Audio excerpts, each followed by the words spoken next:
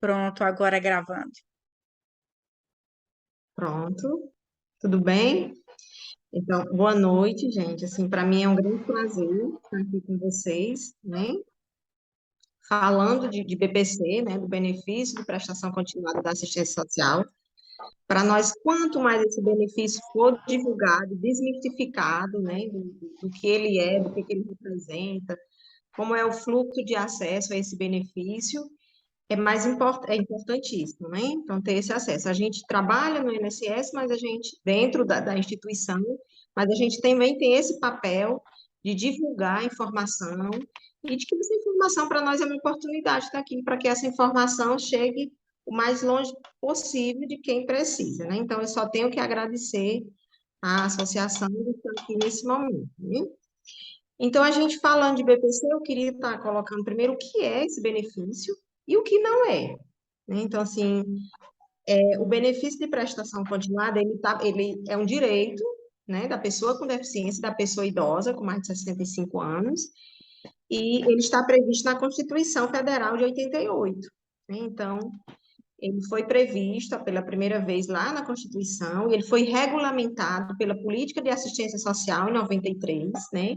E daí para cá ele teve todo um progresso, né, de reformulações até chegar aos dias de hoje, né? E de uma grande abrangência, né? Cada vez mais chegando a beneficiar mais pessoas que precisam, né? E a gente entende que nesse período virtual, né, que o INSS também se tornou um órgão de acesso online, acesso virtual, então as pessoas estão meio perdidas, né? Às vezes melhora para uns, dificultam para outros, então esse momento é importante também por isso, né? Para a gente estar passando, como é que chega até o BPC? O que é o BPC e como é que eu faço para ter acesso ao BPC, né?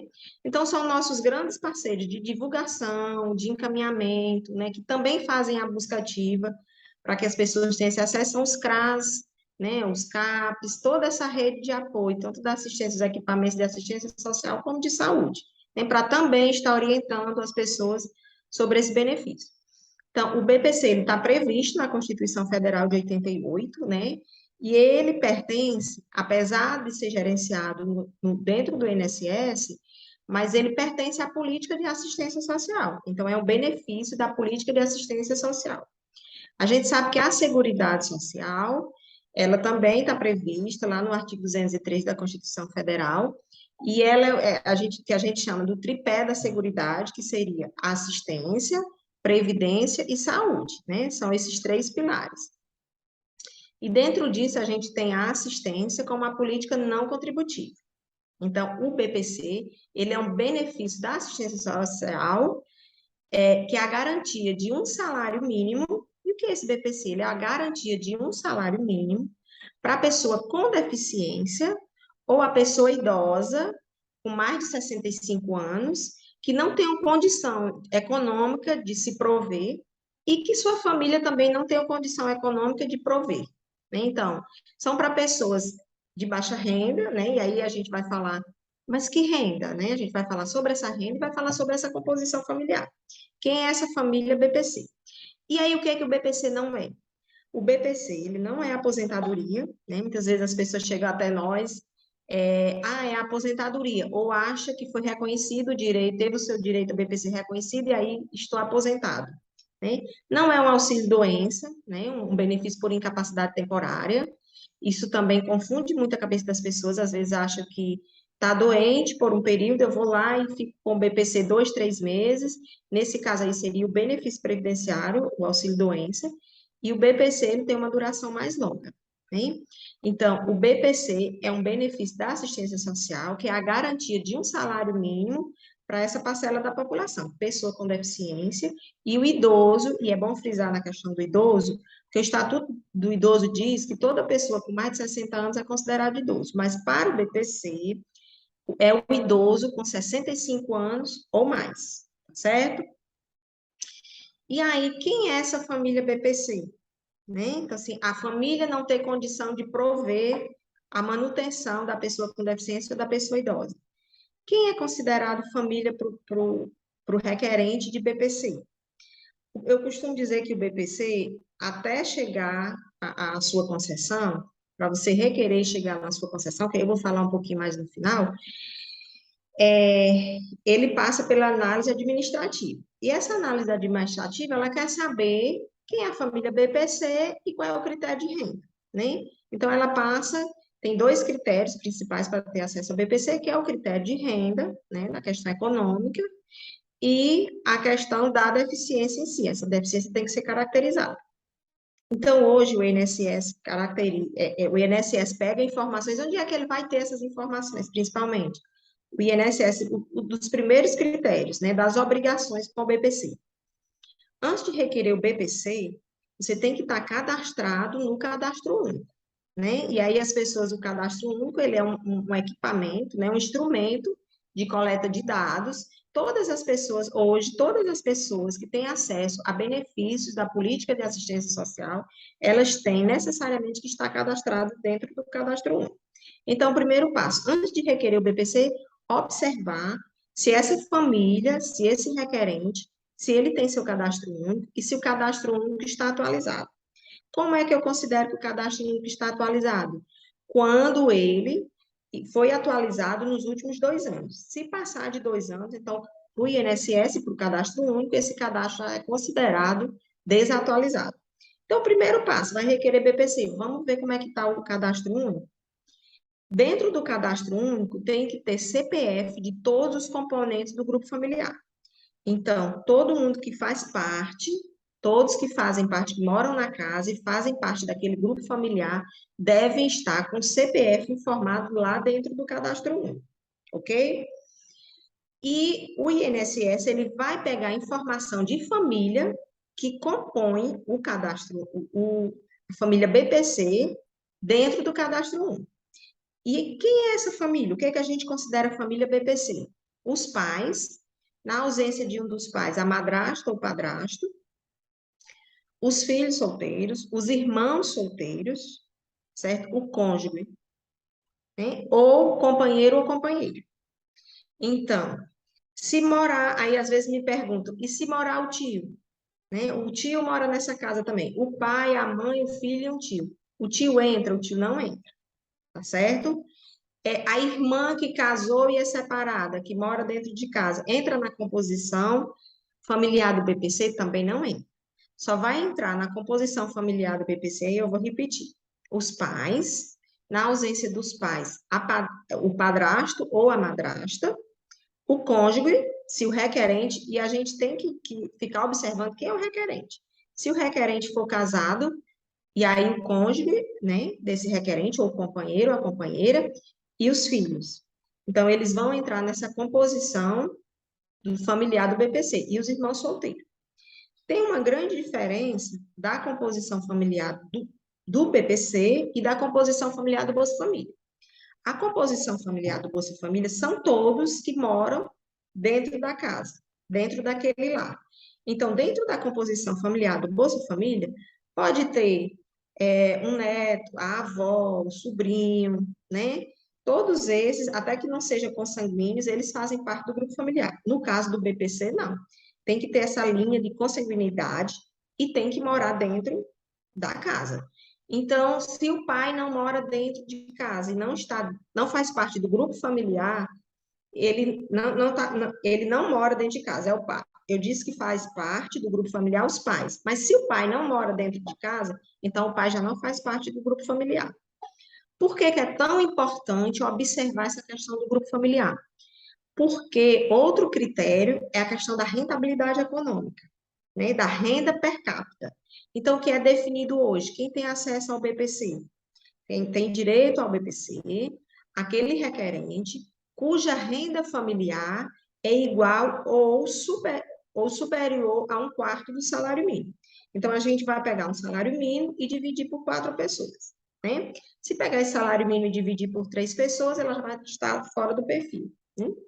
Mas se eu pego o salário mínimo e divido por 4 pessoas, ela vai estar dentro do perfil. Então, a renda per capita familiar definida é de um quarto salário mínimo ou superior, igual ou superior a um quarto salário mínimo, né? E essa renda, ela precisa estar declarada. Geralmente, ela está declarada no cadastro único, Por isso que é importante esse cadastro único estar atualizado. Hoje, o INSS, ele pega esses dados do cadastro único, né, todas as informações que estão lá no cadastro único, ele vai considerar como verdadeiros da composição familiar e da renda per capita, tá certo? Então, se o irmão solteiro não mora mais dentro de casa, se já arrumou um trabalho, já saiu de casa, então é interessante que esse irmão solteiro já não esteja dentro do grupo familiar, né? Porque a renda dele vai contar como renda per capita da família, tá certo? Então, por isso que é importante sempre estar atualizado a renda, a composição familiar do cadastro único, tá certo? Só no cadastro único que eu vejo que o INSS vai conseguir esses dados da renda? Não, tem outros meios do INSS conseguir também, né? Então, tudo, se tiver a carteira assinada, mesmo que não esteja declarado lá no cadastro único, mas o INSS tem outras fontes, outros meios de adquirir essas informações. Mas a primeira fonte seria a questão do cadastro único, né? Então, por isso que é muito importante está previsto, né? Esse cadastro único está atualizado. E aí é importante a gente entender que esse benefício, o BPC, ele não é acumulado com nenhum outro benefício, né? Então, assim, da Previdência Social. Então, se o requerente, ele já tem uma pensão, né? Pensão por morte, por acaso o pai ou a mãe faleceu e ele tem uma pensão por morte. Ele é caracterizado como pessoa com deficiência, mas ele já tem a pensão dos pais. Ele pode requerer o BPC? Não, ele não pode requerer o BPC, porque o BPC, ele não pode ter acesso, ele pode até requerer, mas o BPC dele não vai ser concedido. Por quê? Porque o benefício de prestação continuada, ele não é acumulado com outros benefícios da Previdência Social. Ele só é acumulado com benefícios da saúde, né? E com benefícios referente à pensão, uma pensão especial, né? Que é ainda aquele pessoal que foi vítima da talidomida. Nesses casos, pode acumular, em outros casos, não pode acumular. Então, o que que chega muito para a gente? Às vezes, a pessoa tem um entendimento que pode se aposentar, né? Então, ela já tem um BPC, ela não contribuiu, mas ainda acha que pode se aposentar. Então, vai ser impossível, porque ela precisaria ter tido as contribuições, né? Para isso, precisaria estar no mercado de trabalho ou contribuindo, e a menos que ela faça essa contribuição como facultativo. Mas aí, em outro momento, a gente vai estar falando sobre isso, né?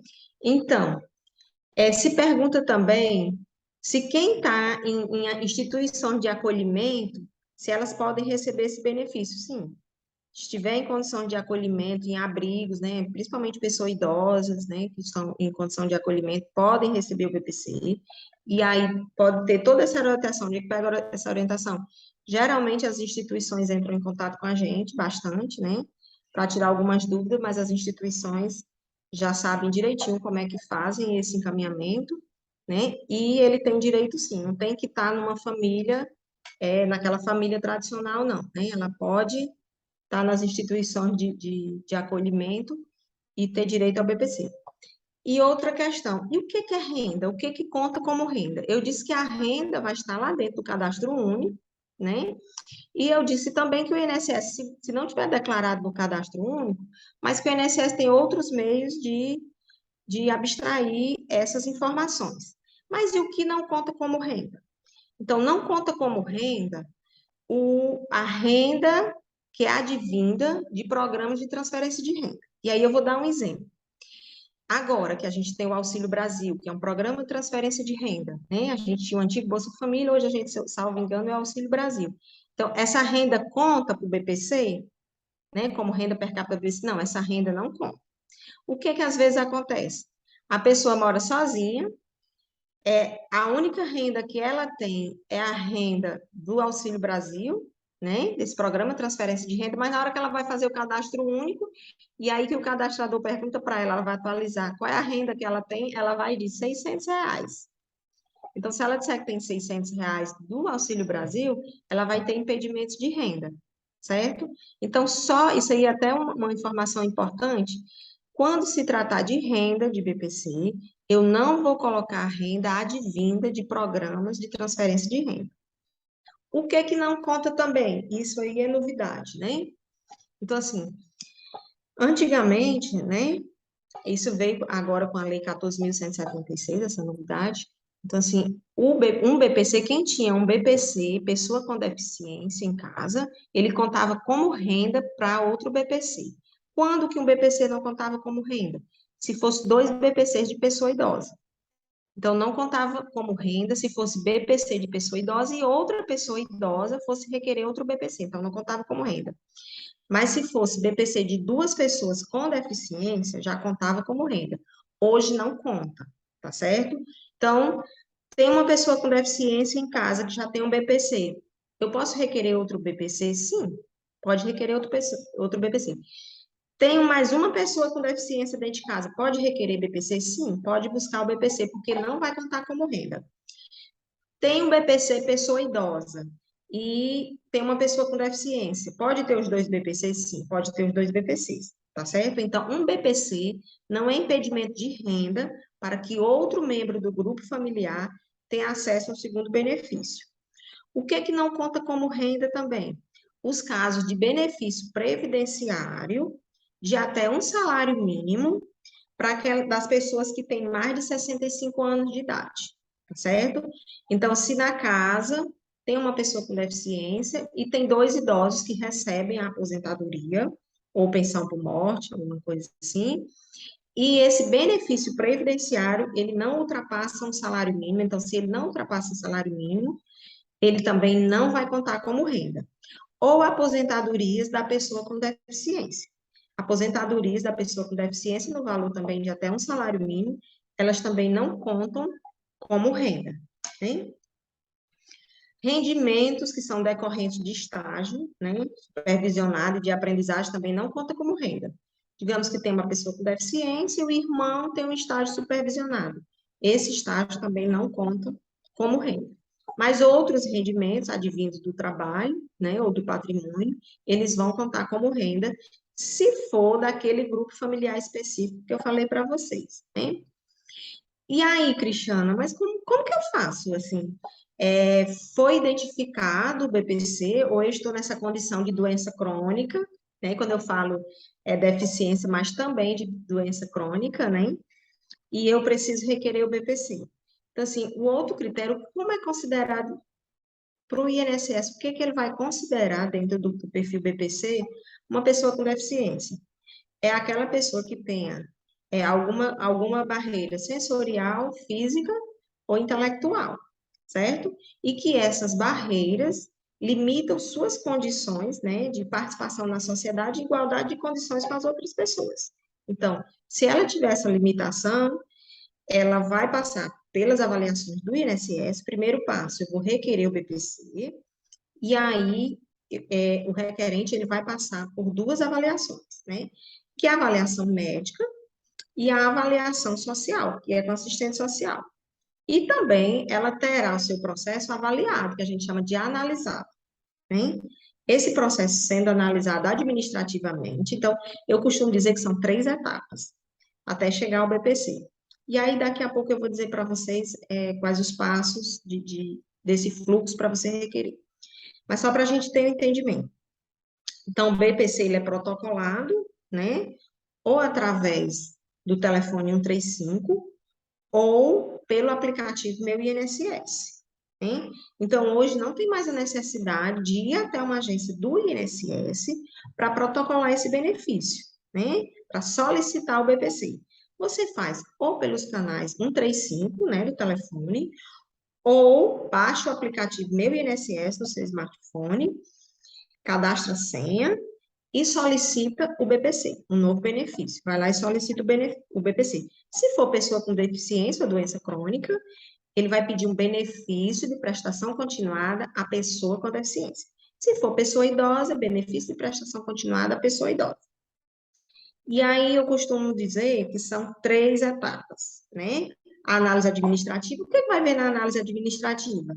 Essa composição do grupo familiar, se o cadastro único está ok, se o cadastro único está atualizado há menos de 2 anos, né? Se tem CPF de todos os membros do grupo familiar lá no cadastro único, como é que está a renda desse grupo familiar lá no cadastro único, né? Isso é importantíssimo.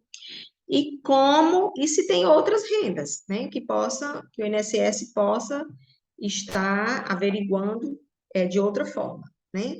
Isso aí quem vai fazer é a análise administrativa. A outra etapa seria a avaliação social, né? A avaliação social, que vai passar por uma avaliação social com assistente social. A gente vê muito na internet as pessoas ensinando como fazer diante de uma avaliação social, o primeiro passo, como é que você chega, como é que você fala, né? E eu até dou um conselho que as pessoas não se limitem a isso, assim, não tem necessidade de você estudar para passar por uma avaliação social, uma perícia médica no INSS, né?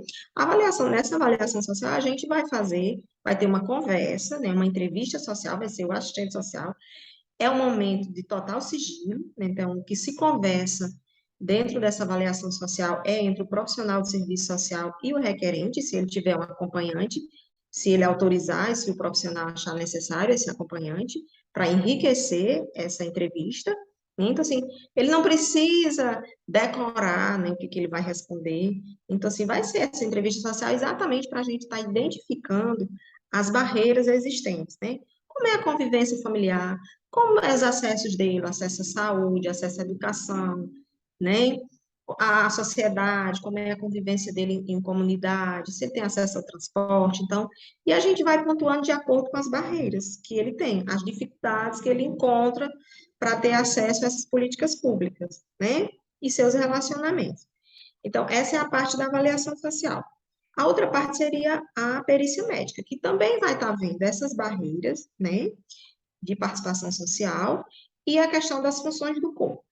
Quais são os documentos necessários para eu estar levando no momento dessa avaliação social, dessa perícia médica, que são presenciais?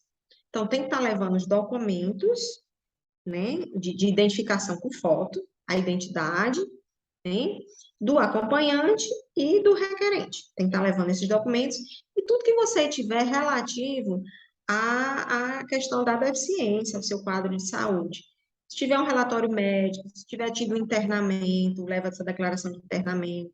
Se é acompanhado pelo CAPS, tira cópia do prontuário do CAPS, né?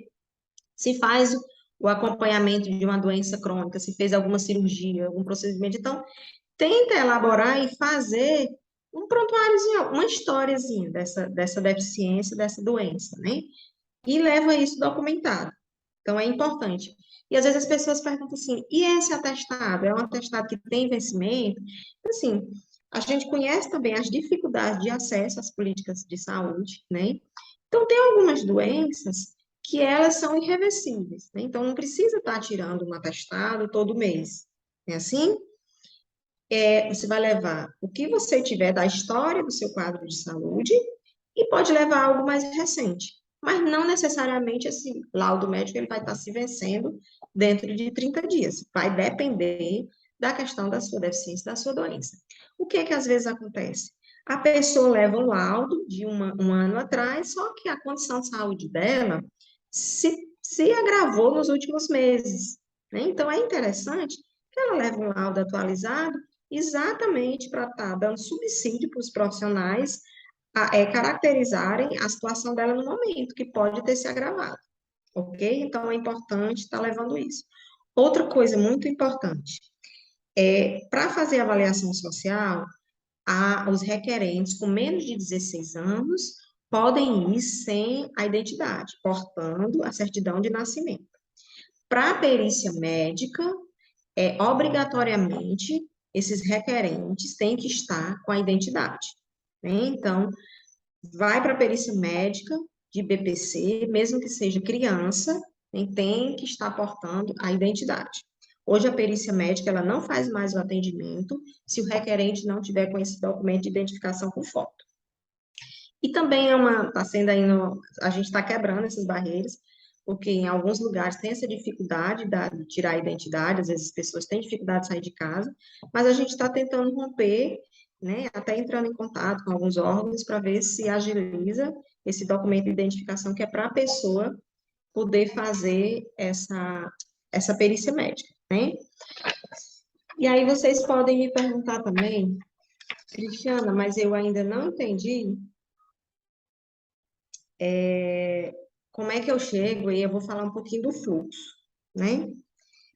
Como é que eu faço para baixar esse aplicativo? Se eu preciso ter alguém intermediário, contratar uma advogada. Então, assim, essa palestra aqui, nesse momento, é importante, que é exatamente para chegar à informação. O que que muitas vezes falta no benefício que a gente sente isso? As pessoas compreender.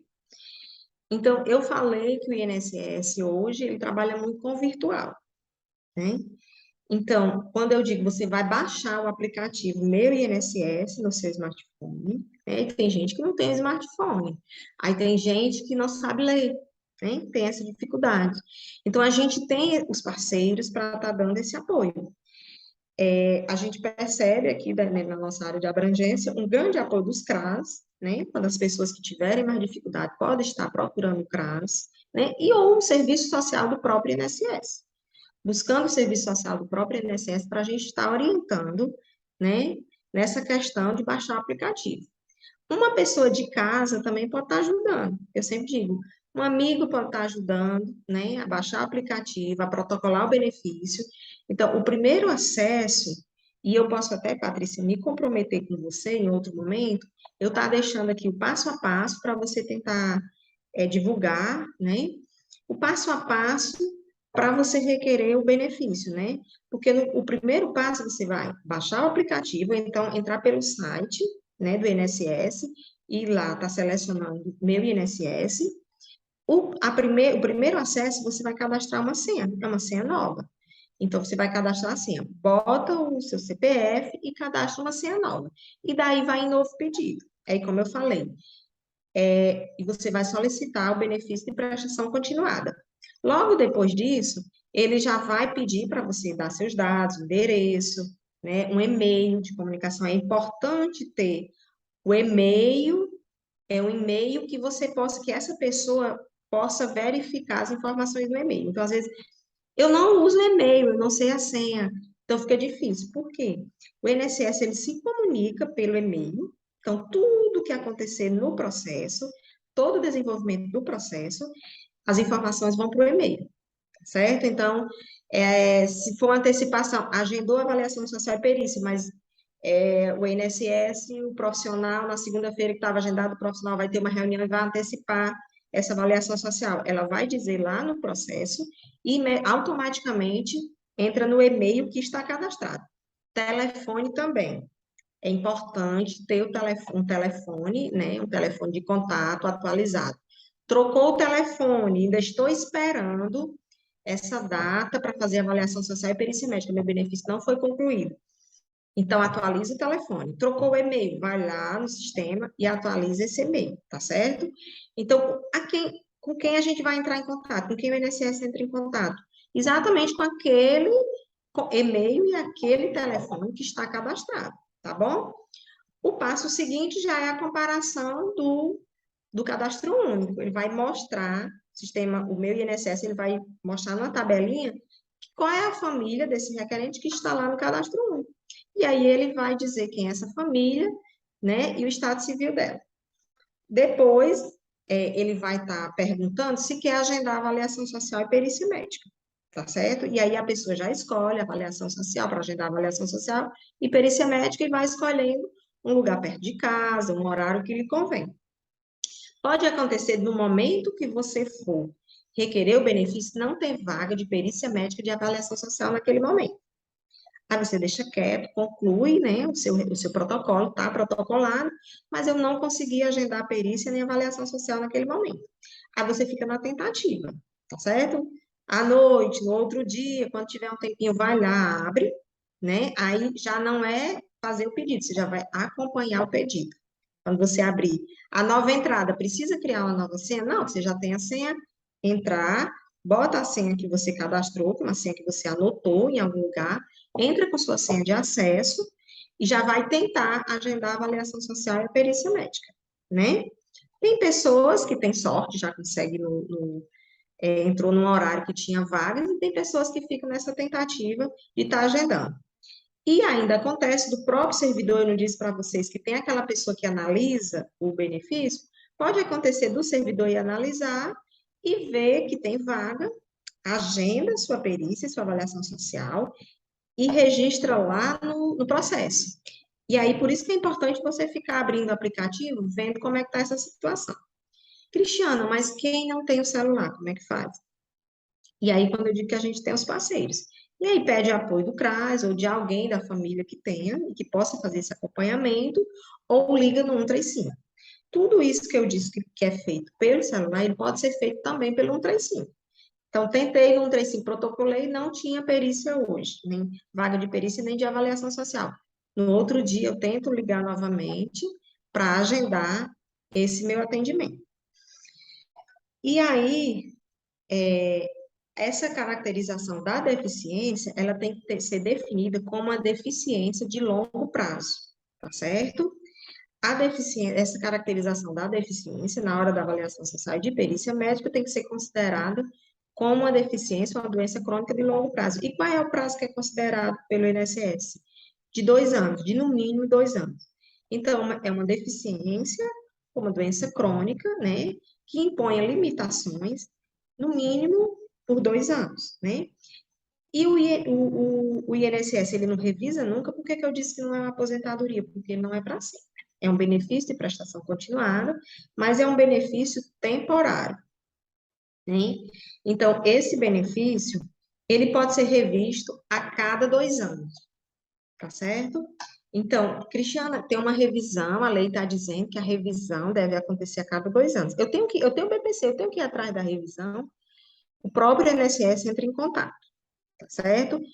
Necessariamente essa revisão é feita a cada 2 anos? Não. A revisão ela pode demorar, pode passar dos 2 anos sem ser feita a revisão. E aí não precisa se preocupar, tá certo? Só vai cumprindo os critérios que são exigidos, a atualização do cadastro único e manter as condições que deram origem ao benefício, que é a caracterização da deficiência, né, ou doença crônica com impedimentos, e a questão da renda. O benefício ele pode ser cessado, suspenso, cessado, se não cumprir com esses critérios. Se for identificado que algum membro do grupo familiar está trabalhando, tem uma renda que ultrapassou um quarto do salário mínimo, né?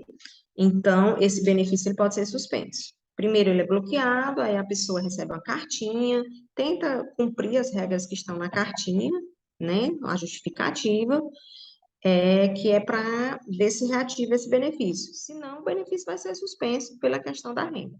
Por isso que é importante ficar atento, manter o cadastro único sempre atualizado. Muitas vezes o irmão, que eu falei, o irmão solteiro, já saiu de casa, já casou, está trabalhando, já tem outra família, mas não atualiza o cadastro único. E aí o INSS, os dados migram para os dados do INSS, e aí ele identifica como se tivesse uma renda superior. E aí depois disso pode rever, mas aí vai ficar sem renda por um período, e é bem complicado, né? Outra questão aqui importante. Então, assim, é importante a gente ter um entendimento que esse pedido administrativo, ele dispensa um intermediário. Né? No momento, eu preciso de um representante para requerer o benefício? Não, eu preciso ter um entendimento de como é que faz, ou preciso ter um apoio, né? E aí a gente tem a rede de proteção social para estar dando esse apoio, ou dentro do próprio INSS ter essa orientação com o serviço social para requerer esse benefício. Requereu o benefício, e esse benefício foi negado, foi indeferido pelo INSS, o INSS não foi, ou teve, não alcançou o perfil de renda, né? Ou não foi caracterizada a deficiência, né? Uma deficiência de longo prazo. Não foi caracterizada essa deficiência, o benefício foi indeferido. Então, a pessoa tem três alternativas. Ela pode começar de novo, né? Então, assim, mas eu dei entrada e não foi considerado, mas a minha situação tá mais grave do que do dia que eu entrei. Então, pode dar entrada novamente, a entrada inicial, que a gente chama administrativamente, da mesma forma que você requeriu da primeira vez. Aí eu pedi ajuda do CRAS para requerer, volta no CRAS. Eu pedi ajuda da assistente social lá do hospital, onde eu faço o acompanhamento. Volta lá e pede esse apoio para dar entrada novamente. E aí tenta se munir de mais documentos, né? Mais atestados, né? Os atestados que revelem seu quadro de saúde, talvez Ah, o atestado ficou a desejar na hora que eu fui, eu esqueci de levar, acontece muito isso, né? Você pode protocolar um recurso junto ao INSS, né? Então, continua sendo um recurso administrativo, ainda não é judicial. Como é que eu faço para protocolar esse recurso? Vai no aplicativo Meu INSS e solicita novo pedido, e aí procura recurso, e solicita esse recurso. Você vai dizer que não concorda com a decisão, porque o seu quadro de saúde lhe impõe restrições, né, para a vida em sociedade, tem limitações e tal. Ou na questão da renda, também pode estar justificando sobre a questão da renda, dentro do recurso, dependendo do motivo do indeferimento. E a outra alternativa é recorrer judicialmente, e aí deixa de ser administrativo, você vai recorrer na justiça. Nesse momento, a gente orienta que busca a Defensoria Pública da União, e aí não é a Defensoria Pública do Estado, mas a Defensoria Pública da União, a DPU. Então, em cada capital, cada cidade tem seu endereço de DPU, né? Nós do INSS também, a gente presencial, a gente presta essa assistência, às vezes orienta a pessoa com o endereço da DPU, mas a pessoa pode procurar no Google onde é que fica a DPU e está judicializando esse benefício. Qual a vantagem do recurso e de judicializar? Porque você recebe todo o retroativo. Os BPCs, então, devido a um longo prazo de pandemia, né, ausência de atendimento presencial, e a gente também passou por uma greve, né, os servidores do INSS, e aí os serviços foram interrompidos, né, então, os benefícios eles estão demorando um pouco. Então, tem benefício que foi requerido há um ano atrás e chegou agora, foi indeferido. Se você der entrada no novo benefício, você vai começar do hoje, hein? A vantagem de você entrar com recurso administrativo é que, se for avaliado favoravelmente, você recebe o retroativo, desde a data que você deu entrada. É o mesmo caso de judicialmente. Se você recorrer judicialmente e for considerado favorável, né? For diferente da primeira decisão administrativa do INSS, você vai receber todo o retroativo, né? E aí, já finalizando, acho que a gente já está finalizando aqui, eu acho que eu estou falando rápido, não sei, mas a gente também tem o entendimento que, muitas vezes, Patrícia, a gente faz encontros de 2 dias só para falar de BPC, né? Então, hoje é uma primeira conversa, né? E eu queria deixar a curiosidade das pessoas procurarem mais sobre o BPC, e aí dando os caminhos do BPC, com as equipes de serviços sociais, dos equipamentos sociais, dentro dos CRAS, para ter essa informação, e dentro do próprio INSS, né? E a gente tenha também o auxílio inclusão, que aí eu vou dar só uma palhinha rápida também, já para ver se tem algum questionamento. O auxílio inclusão é o auxílio que dá oportunidade da pessoa com BPC exercer um trabalho formal, né? Então, pode acontecer que foi caracterizado essa deficiência, a pessoa teve acesso ao BPC, mas ela teve uma oportunidade de emprego na condição de pessoa com deficiência. Então, se esse emprego não ultrapassar 2 salários mínimos, né, o BPC dela deixa de ser BPC, passa a nomenclatura, e passa a ser concedido, o BPC é cessado e vai ser concedido o auxílio inclusão. Esse auxílio inclusão é de meio salário, enquanto o BPC era 1 salário mínimo, o auxílio inclusão passa a ser de 1 salário. Como que acontecia antes? Tinha o BPC e conseguiu entrar no mercado formal de trabalho. A pessoa buscava o INSS, informava que estava trabalhando e o BPC era cessado. Ela não ficava recebendo nada. Cessado não, era suspenso o BPC. Ela não ficava recebendo. Agora, tem o BPC, conseguiu ingressar no mercado formal de trabalho, em regime geral de previdência ou em regime próprio, que tem uma renda de até 2 salários mínimos. Ela não vai perder a renda totalmente do BPC. O BPC ele vai ser cessado, mas automaticamente vai ser criado o auxílio inclusão, que é de meio salário. Então, essa pessoa com deficiência, ela vai ter mais oportunidade, que ela vai poder trabalhar de carteira assinada, ganhando um salário meio, e vai estar no mercado formal, né? E ainda vai ter o auxílio inclusão de meio salário mínimo. Patrícia, eu acho que era mais ou menos isso. E aí eu não consegui acompanhar o chat, mas se tiver perguntas, e aí eu vou complementando, que forem perguntando, se você puder ler as perguntas para mim, porque aí eu vou complementando se eu tiver deixado de falar alguma coisa importante aqui. Claro, nós temos uma pergunta aqui, que a primeira Hum, pergunta veio da Vanessa e da Carolina. hum, Elas contaram a própria experiência e fizeram uma pergunta depois. Olha só, sim. nós demos a entrada ano passado e foi ao contrário. Aqui na minha cidade, primeiro passamos pela perícia médica. O médico disse que tínhamos grande chance. E depois pela avaliação social.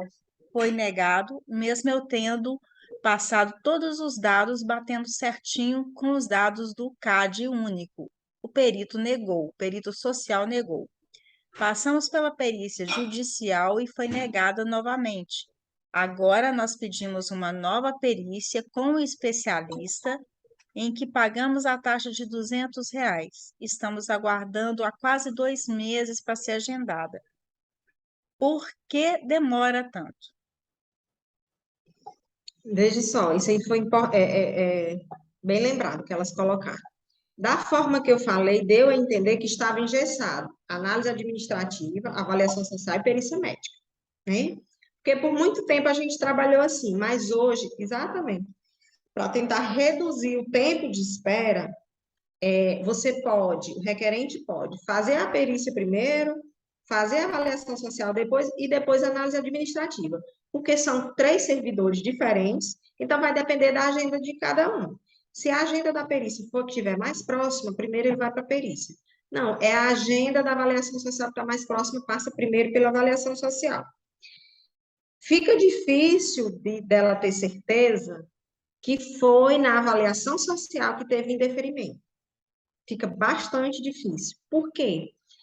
Porque cada profissional, as pontuações elas se complementam, tá certo? Então, cada profissional faz a sua avaliação social, a sua avaliação, né? E aí o próprio sistema, quem vai condensar essa pontuação. Então, fica difícil de saber se o indeferimento realmente foi devido à avaliação social, né? Porque é um conjunto. Ela foi no caminho certo, requereu, né, o benefício foi negado, entrou na defensoria. Eu entendi que agora ela está dando entrada administrativamente, novamente. Eu só não entendi a história dos R$ 200. Se, se esses R$ 200 foi um atestado médico que ela conseguiu e quer fazer uma nova perícia, estando munida de mais documentos, alguma coisa assim. Eu não entendi a parte dos R$ 200. Mas deve ter sido isso, né? Eu tive a impressão que deve ter sido pagamento para perito judicial, alguma coisa assim, porque passamos pela perícia judicial, agora pedimos uma nova perícia com o especialista. Não, não sei. Essa parte eu não entendi, que eu também acredito que judicialmente não cobra, né? Um acesso gratuito, né? Foram pagos Ah, pela Justiça aqui, Federal. o esclarecimento dela, os 200 É, reais tá foram dentro- pagos para a Justiça Federal. Ah, então ela não pagou, não foi perícia. Deve ter pagado custos de processo, alguma coisa assim, não foi não, Vanessa? pronto. Essa parte eu já não vou dominar, porque eu achei que todo o É. acesso seria gratuito, mas Ah, ela falou a perícia. E aí ela falou que tem quase 2 meses que está esperando. É, a demora, isso aí já é do próprio perito judicial. Aí já não é, né, Cris? Já não é. infelizmente, dentro do INSS a gente tem essa demora, né? A justiça também demora, né? O INSS, aquelas questões que eu lhe falei, a gente já vinha com um grande represamento, né? É tanto que a gente fez uma greve de 2 meses e a gente solicitou concurso público, né? Uma grande pauta era o concurso público está saindo agora, né? Mesmo que não sei se as vagas irão atender toda a nossa demanda, mas tem o concurso público, né? E a pandemia. Então, assim, o que já estava demorando, então a pandemia passou a demorar mais, né? Então, assim, tem tudo isso. Agora a gente está normalizando, as coisas estão, eu estou sentindo que as coisas estão fluindo mais rápido. E a gente ainda naquela busca ativa de buscar pessoas que estão desde 2020, então a gente fica naquela lista vendo cada agência se tem pessoas que estão esperando há mais de um ano para ver se vem fazer essa perícia médica, essa avaliação social, né, o mais rápido possível. É, Infelizmente, Vanessa, a demora acontece.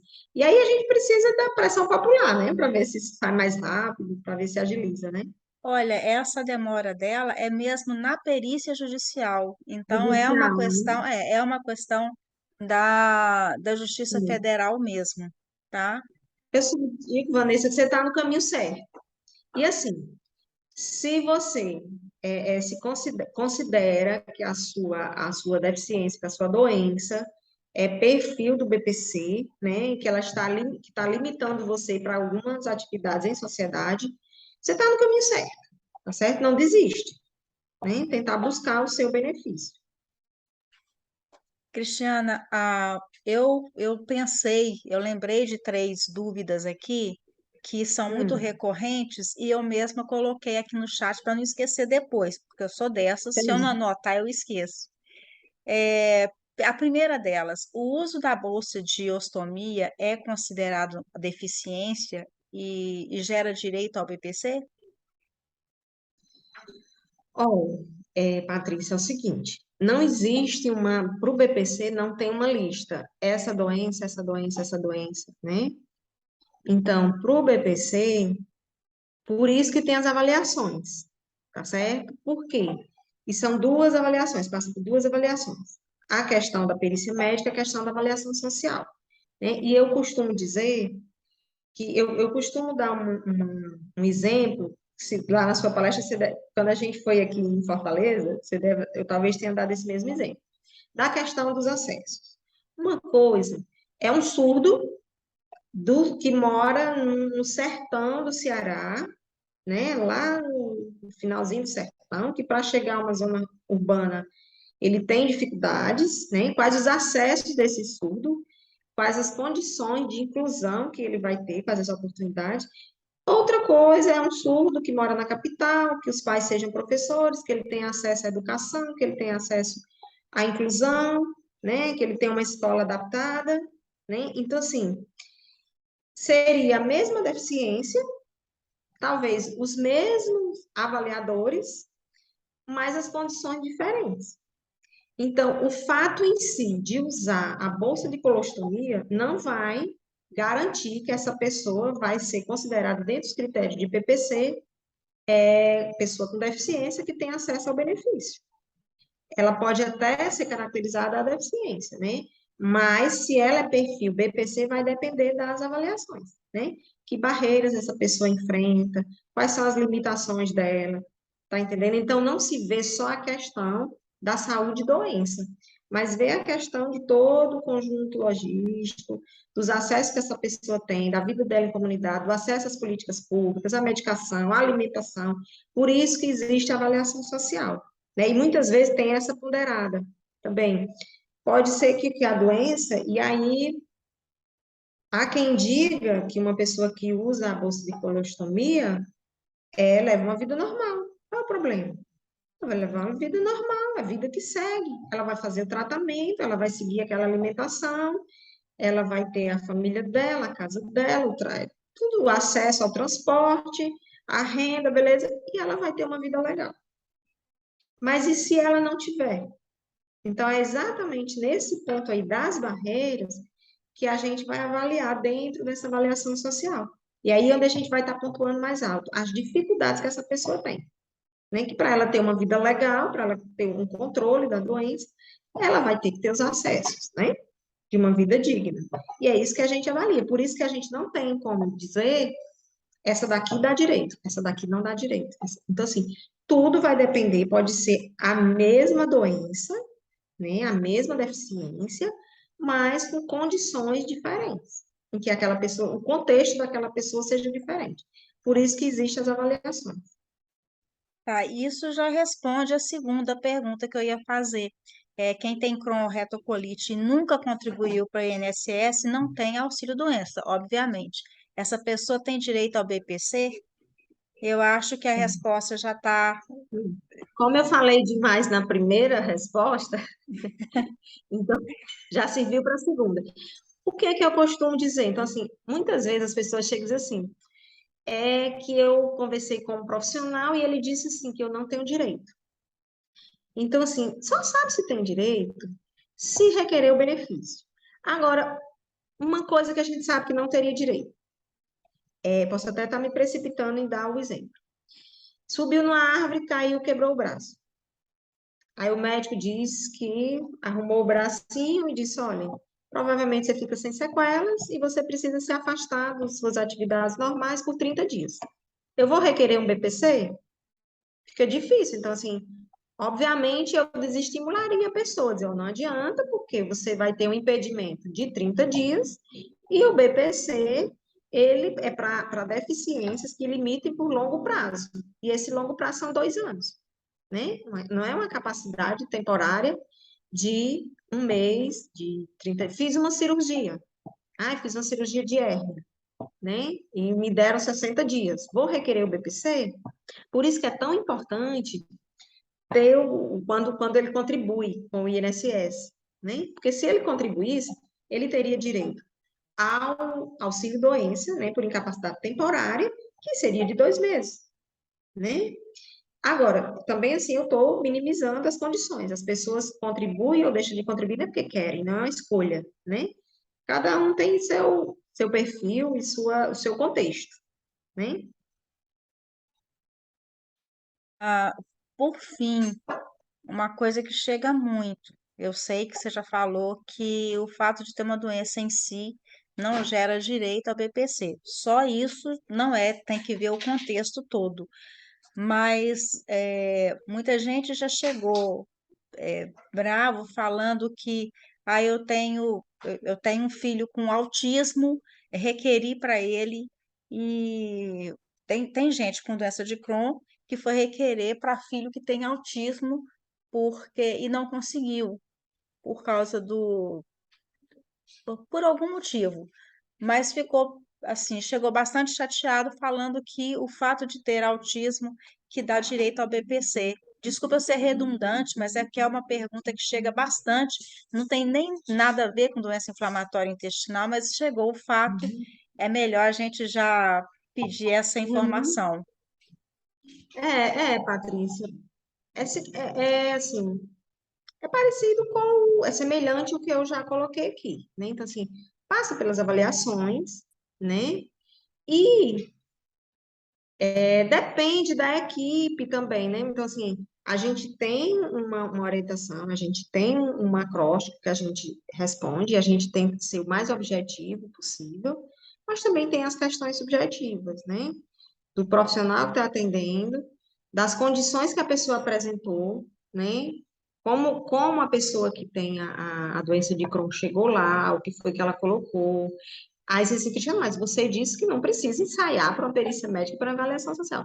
Realmente não precisa, mas vai depender do contexto, né, de que ela está. Eu só coloco o seguinte, que se você se sente incomodado e sente que precisa do benefício, é importante não desistir. Não desiste, vai atrás, busca, né, pelo seu direito, né? E eu conheço pessoas que conseguem pela terceira vez, né? A gente se depara com pessoas, muitas vezes, que passaram pela análise, foi caracterizada deficiência de longo prazo, e aí, porque não acompanhou direito, e teve uma questão, tinha um documento que tinha que entregar e não entregou no prazo, foi indeferido, e essa pessoa sai muito triste, e a gente fica tentando fortalecer essa pessoa para que ela vá requerer o benefício novamente, se ela se sente incomodada, né, nessas condições. Eu falando aqui com o telefone ou o microfone mutado. Gente, nós já Uhum. estamos já são 9h15, já tem 1 hora de fala. Eu sei que ainda tem assunto para mais um Sim. dia, para mais um encontro, e a gente pode organizar isso mais para frente, tá? Pode, pode, Com pode. certeza. Vamos fazer até uma roda de conversa, né? Assim, com mais interação, né? E eu queria Sim, me comprometer com você de estar mandando. Lá no INSS a gente fornece um passo a passo para requerer o benefício, né? A questão do fluxo. Eu vou estar te mandando, essa semana eu estou viajando, não vou conseguir te mandar.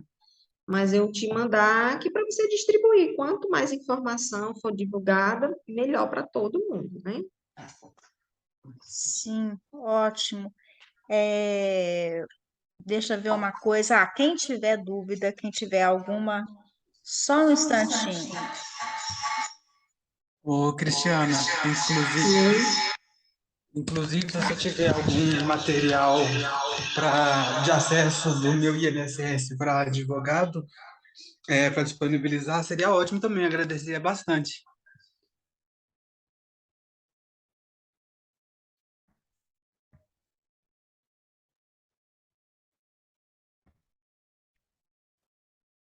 Você tá mutada, Cris. A gente não tá te ouvindo.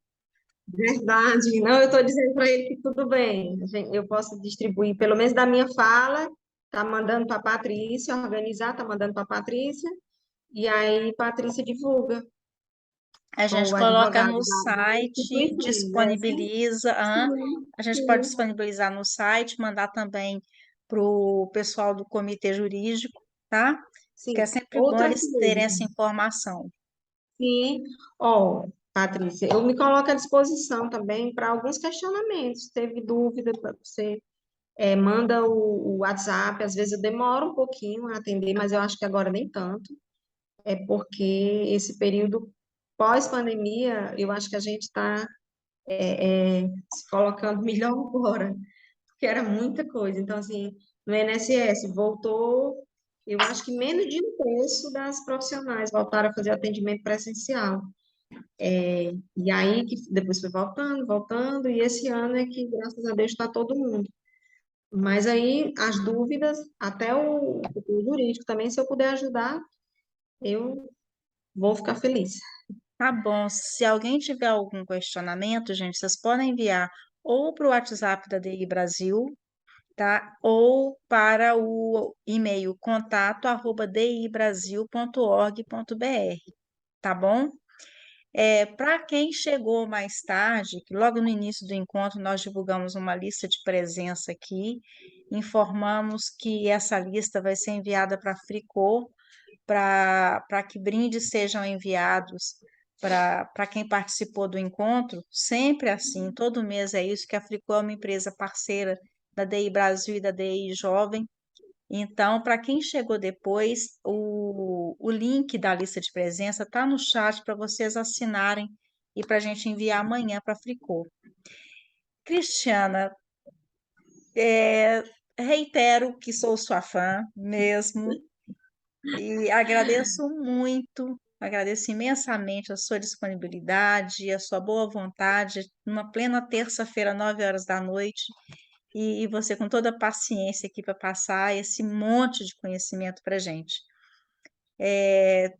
Vamos planejar uma roda de conversa, alguma coisa assim, para maio.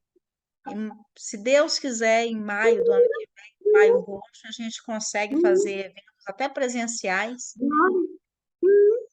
né? Vamos, Muito vamos. melhor, faz uma falta danada, tá fazendo falta esses encontros Olha, presenciais, faz muita falta. modéstia à parte, eu acho que eu me saio bem melhor na fala presencial. Modéstia Você, à parte, você se mas sai bem de todo jeito. estou treinando, viu? Tá? Muito obrigada. Obrigada a todo mundo, gente. E até outubro. Obrigada, gente. Olha, fica convidada também para participar em outubro, tá, doutora?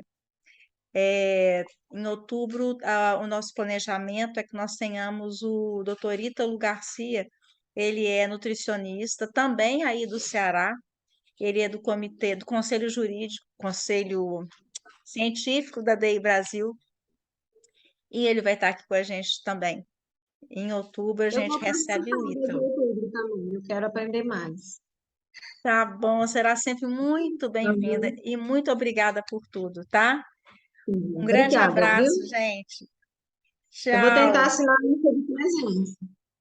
Tá bom, obrigada. Aqui eu passo para Sim. você no seu WhatsApp, Ótimo, tá? ótimo. Então tá, um abraço, gente. Boa noite, muito obrigada, viu? Nós é que Tchau. agradecemos. Obrigada. Tchau.